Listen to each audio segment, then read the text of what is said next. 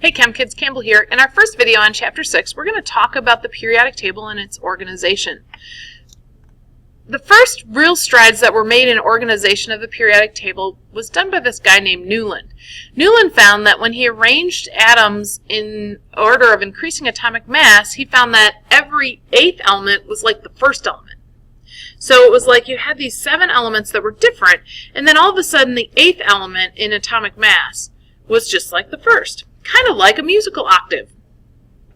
Now, the reason why he didn't know that there were actually, it would be like 8 and then the 9th was repeating, is because at the time, I mean this is back in the 1800s, they were discovering elements through reactions. And the ones that they hadn't discovered yet are the noble gases, which are not reactive at all. Now, the next guy to make a significant accomplishment was Mendeleev. Mendeleev was a Russian, and he was fanatical. He designed the first very comprehensive periodic table, or at least he published first, so he's given the most credit for it. And he was obsessive about how these elements had similar characteristics. And when he laid them out in a table, and he did this by increasing atomic mass, kind of like what Newland did, he found that there was repetition in physical and chemical properties. In fact, what he did was he actually left holes where things didn't quite fit. And in fact, those holes, he was predicting that there was an element, they just hadn't discovered it yet, that would fit in that hole. And what do you know, he was right. A crazy story is that there was a guy who thought, I think it was French, who thought he had discovered an element, and Metalloids was like, no, you didn't. I know you got data, but it doesn't fit in my table, so it's not right.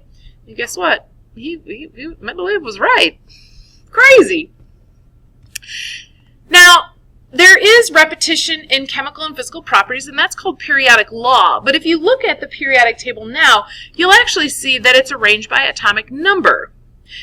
When you arrange it by atomic number, it actually works out better. And if you look, most of the atomic numbers coincide with increasing atomic mass. But if you look very carefully on your periodic table, you'll see there's an element where the atomic number and the atomic mass don't match up. Can you find it? All right, so let's talk about some of what we label the periodic table. We call these vertical sections here groups, and we'll see that groups have very similar chemical and physical properties. And these rows here are called periods. So make sure you know that the columns are groups and the rows are called periods. Another thing you need to know from your periodic table is which elements are metals and which elements are nonmetals, and the dividing line between them is these metalloids. So over here, all these guys that are in blue are metals, and we have the stair step here in green that are the metalloids, and then these brown guys, including hydrogen over here, which are nonmetals. And that's really important as we move through the rest of the year, being able to recognize a metal from a nonmetal. So what I want you to do on your periodic table is I want you at least to draw out the stair step for your metalloids. And then label everything on this side metals and everything on the other side of the stair step metalloids. So go ahead, pause the video, and make that little stair step.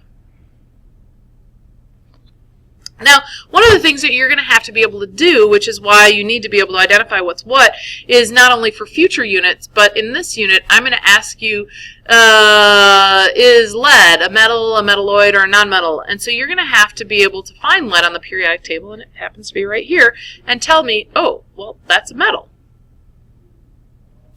All right, another thing you need to know is the different groups in the periodic table. The groups that you need to know are these yellow guys.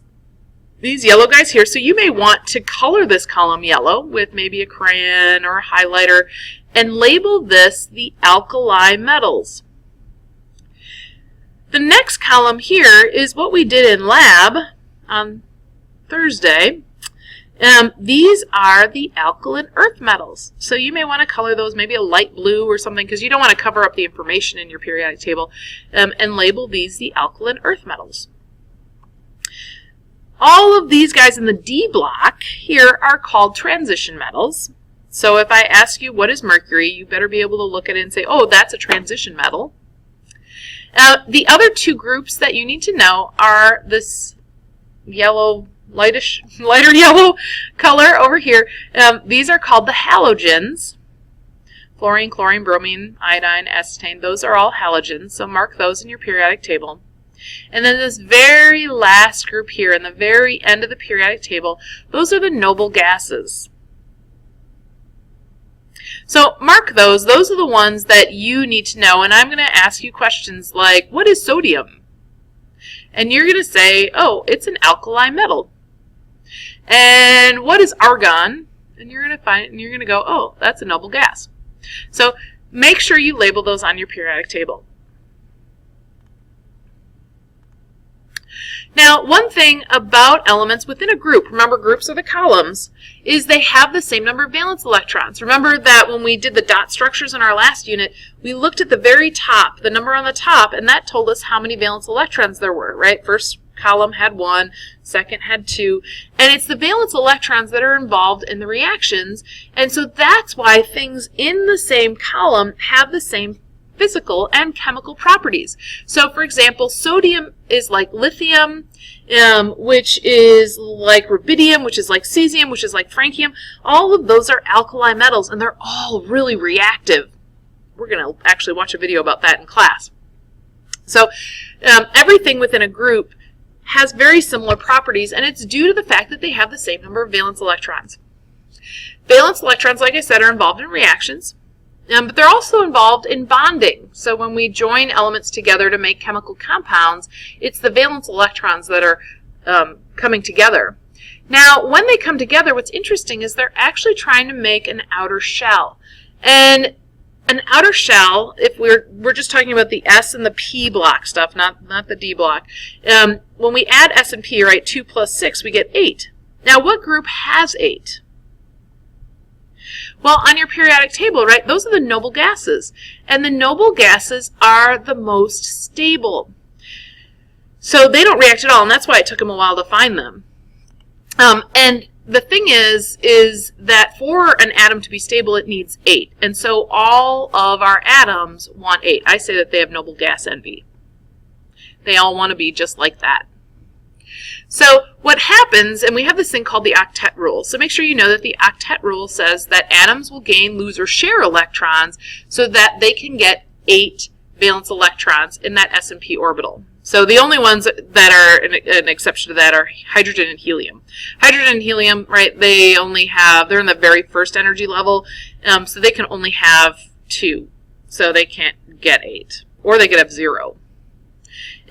So what they're trying to do, though, is get a full shell, a full outer shell. And so if we take a look at sodium here, right, sodium is in that first column, so it has 1 valence electron.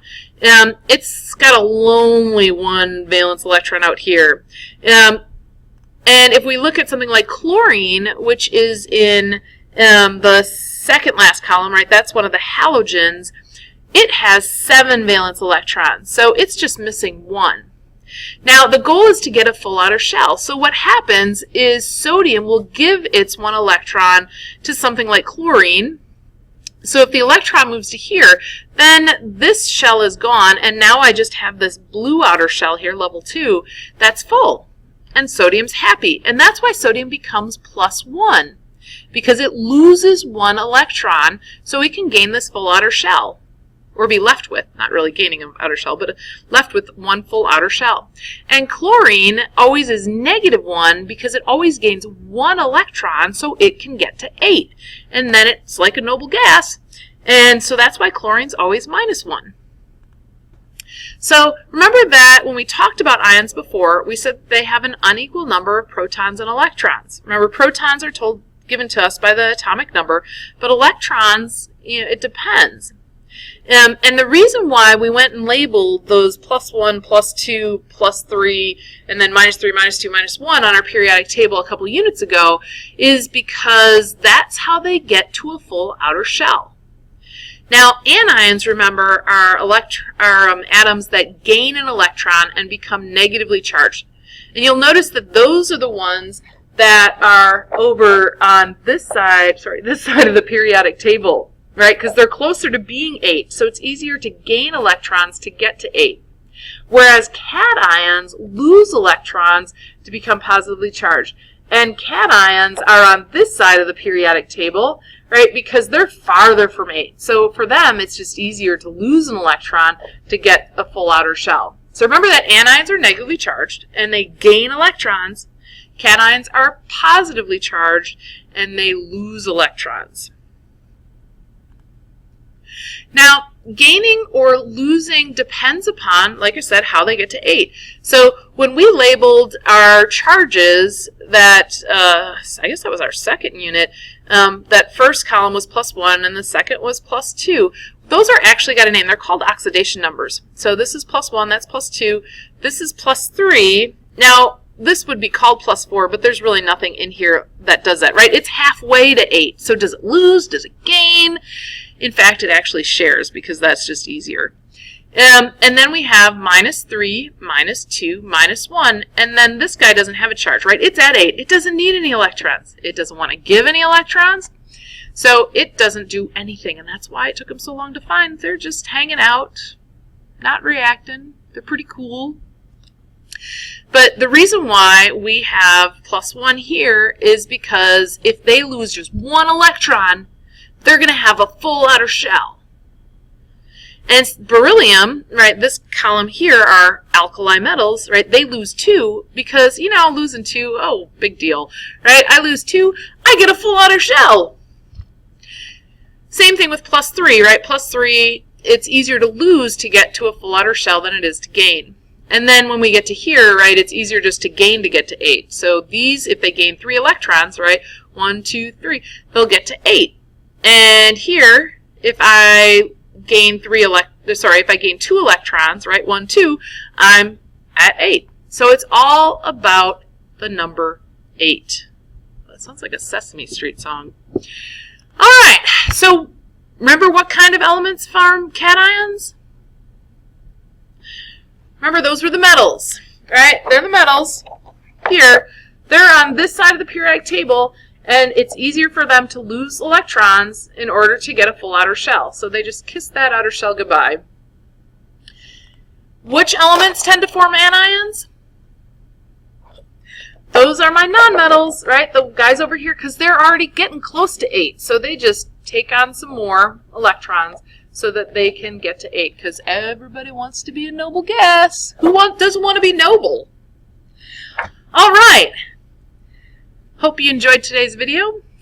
See you in class.